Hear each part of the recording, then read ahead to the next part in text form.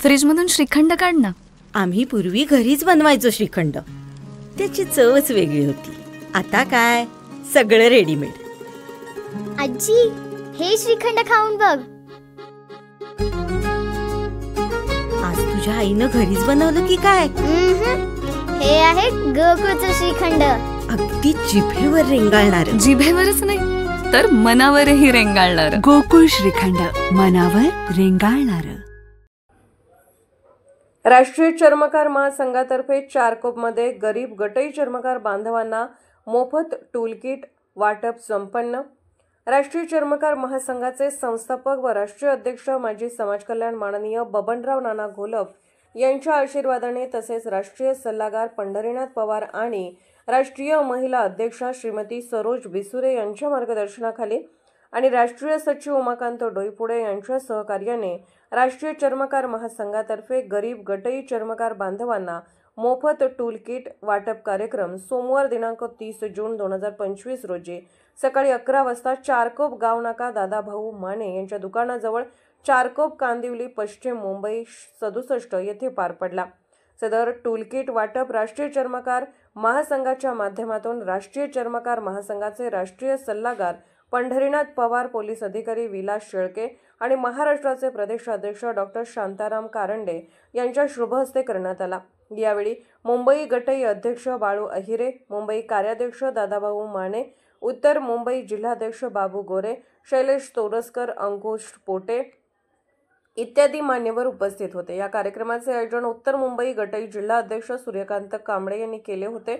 Police of India news मीडियासाठी संपादक doctor युवराज मोरे. अनेक चर्मकार बांधवांचं आम्ही कामं करत असतो. त्याच कामाचा एक भाग म्हणून आज शासनातर्फे मुंबईमध्ये 100 त्या साहित्य वाटपच्या पेट्या आहेत. त्याच्यामध्ये चर्मकार व्यवसाय करण्याचं साहित्य आहे.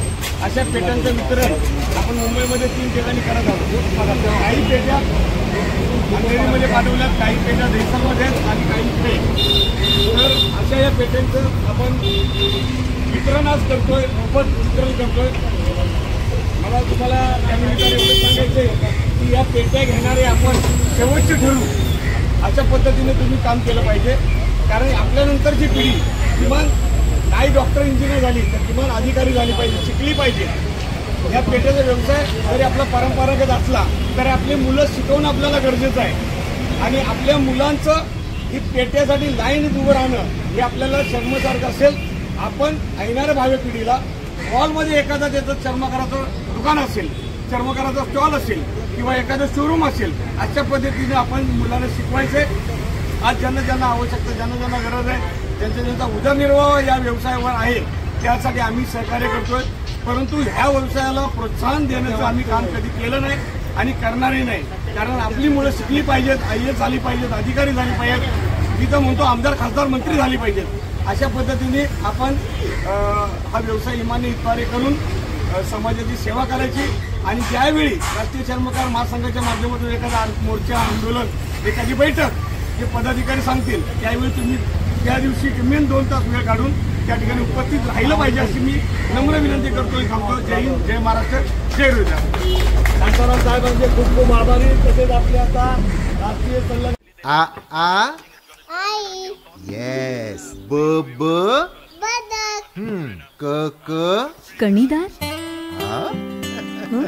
ख खमंग, ग